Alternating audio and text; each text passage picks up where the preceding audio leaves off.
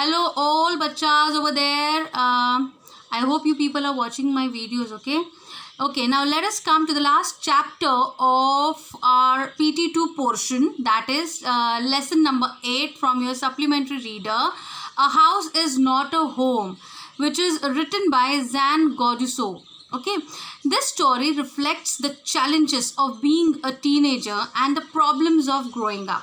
How does the author overcome his problems? So this story very much can relate with you, whatever had happened with the author. Not exactly whatever had happened with him, but as a teenager, how you tackle your problems in your life nowadays, being a teenager, you can relate this to the teenager in this story. Okay, so a house is not a home. Let us see what is the story about. Before that, let us deal with the difficult words. Stalking the fire. Stalking the fire means feeding and tending the fire. To feed the fire with small branches of a tree and tending it so that it should not grow much bigger. It should be well lit so that it can keep the house warm. So stalking the fire. Zombie. Zombie means a dull and apathetic person. Surreal. Surreal means strange, bizarre. Miling around. Miling around means moving in an aimless manner. Show. Show means push hard. Now let us deal with the story. My first year of high school felt awkward. After leaving junior high at the head of my class with all the seniority the upper grade levels could afford me, it felt strange starting over as a freshman. The school was twice as big as my old school, and to make matters worse, my closest friends were sent to a different high school. I felt very isolated. Okay, so here awkward means he was not at all pleasant. Okay, and next is isolated. Isolated means lonely. We know meaning of isolated means lonely. So in this paragraph we can come to know, or we know that here the author is a teenager who has just completed his junior high, and he has got admitted in the high school. Okay, and when he was in the junior high in his old school, when he was there, he or she, because it is not disclosed whether the person who is narrating the story is boy or girl. Okay, so we have, since in your Moment's book, in the questionnaire, they have addressed the author as he. Okay, so we have to say he. So this person, this teenager, he was very much attached to his old school, and he was given the seniority in the upper grades. Okay, over there in junior school. But suddenly when he came to high school and he left his old school, his old friends, he was not at all happy. It takes time for you people to adjust to a new place, right? The same thing happened with the author when he was a teenager. I missed my old teachers so much that I would go back and visit them. They would encourage me to get involved in school activities so that I could meet new people. They told me that in time I would adjust and probably ending up loving my new school more than I had my old one. They made me promise that when that happened, I would still come by and visit them from time to time. I understood the psychology in what they were saying, but I took some comfort in it nonetheless. So when he was not at all happy in his new school, he missed his old teachers and wanted to visit them. Okay, and whenever he visited them, they all encouraged him to adjust, to get involved in the new school activities, and they also encouraged him to meet new people so that he get involved. He should get comfortable in the new area. Okay, so and those teachers also promised him when he would get adjusted to the new school, new people over there, he can again come and meet his old teachers. So he understood their psychology. They wanted him to become comfortable in the new atmosphere. Okay, but he just that much support was enough for him. One Sunday afternoon, not long after I had started high school, I was sitting at home at our dining room table doing homework. It was a cold and windy fall day, and we had a fire going in our fireplace. As usual, my red tabby cat was lying on top of all my papers, purring loudly and occasionally swatting at my pen for entertainment's sake. So this is the incident which changed author's life. So what had happened on one Sunday afternoon? It was a cold and windy fall day, and as usual, author was sitting in the dining room.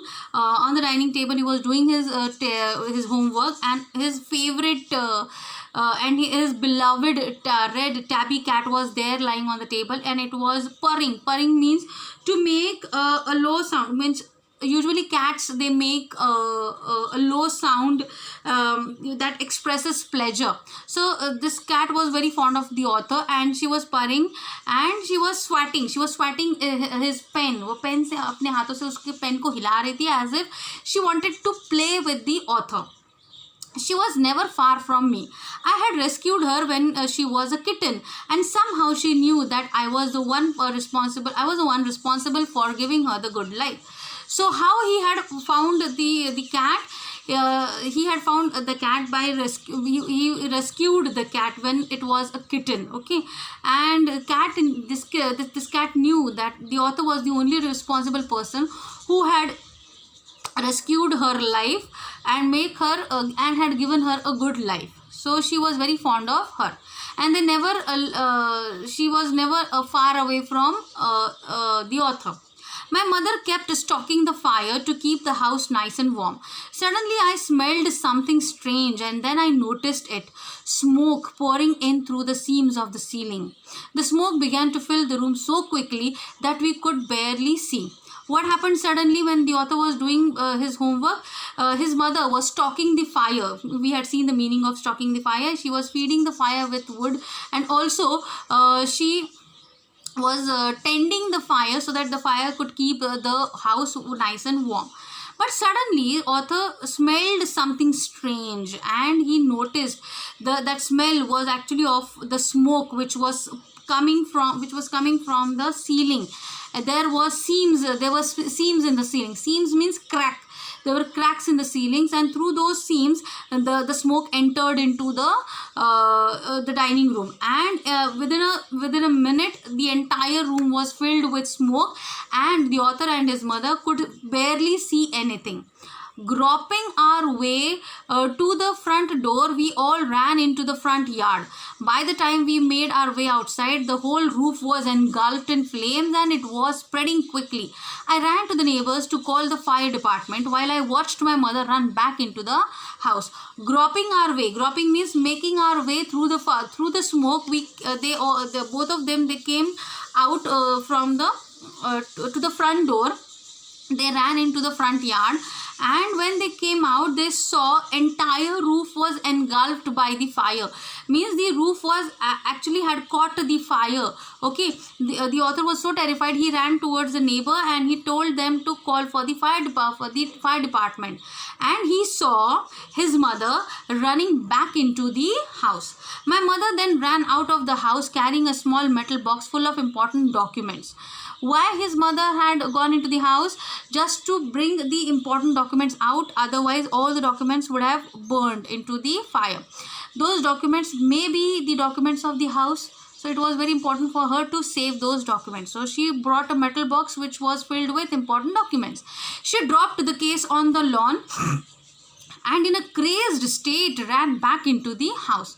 वो वापस आई, उन्होंने वो box रखा और वैसी crazily वो अंदर भागती हुई चली गई. I knew what she was after. Author knew for what reason she ran back into the blazing house. My father had died when I was young, and I was certain that she was not going to let his pictures and letters go up in flames. So the author's father had died when the author was very young, and only memories which his mother was having about her husband was his pictures and letters, and she didn't want them to burn in the flames. So she ran back into the house to bring all those memories out of the house. They were the only things that she had to remember him by. Still I screamed at her, "Mom, no!" but obvious it was a reaction from the author's side, because he was worried about his mother. So he said, "Mom, please no, don't go inside the burning house." I was about to run after her when I felt a large hand hold me back. It was a fireman. I hadn't even noticed that the street had already filled with fire trucks. I was trying to free myself from his grasp, yelling, "You don't understand. My mother's in there." So the author was about to run to bring his mother back out. He found that someone had held him. A large hand held him back. It was a fireman. He was holding him back, not allowing him to go into the house. And the author, he didn't come to know when all the fire trucks had come and the fireman was trying to help him not to go inside, avoiding him not to go inside the burning house. "It's all right. They will get her," he said. So he said, "Don't worry about your mother. They will get her." He wrapped a blanket around me and sat me down in our car. Soon after that, a fireman emerged from our house with my mom in tow.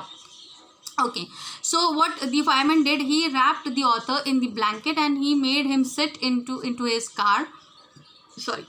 Soon after that, a fireman emerged from their house with with his mother, which was in tow. Tow means, I'll find out, that was I was searching for.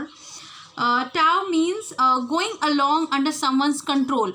Means she was literally she fainted. उसको चक्कर आ गए थे. Okay, and the fireman hold her. She was not able to control herself. Okay. So the fireman brought her out. He quickly took her over to the truck and put an oxygen mask on her. I ran over and hugged her. All those times I ever argued with her and hated her vanished at the thought of losing her. In that moment, the author hated his mother very much, because he hated her because he thought that he would lose his mother forever like his father. So he went over there and he hugged her. "She's going to be okay," said the fireman. "She's just inhaled a little smoke." What the fireman said, she'll be okay, okay, because she had inhaled a little smoke. After a while, she would be fine.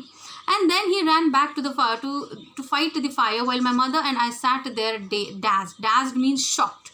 I remember watching my house burn down and thinking that there was nothing I could do about it.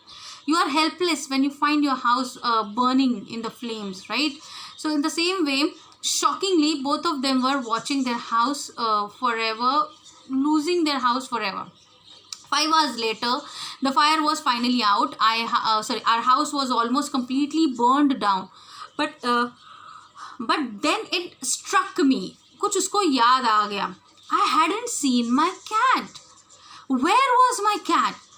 Much to my horror, I realized that she was nowhere to be found. Then all at once, it hit me. The new school, the fire, my cat. I broke down in tears and cried, and I was suffering loss. Big time. So already the author was frustrated because he was shifted to new school.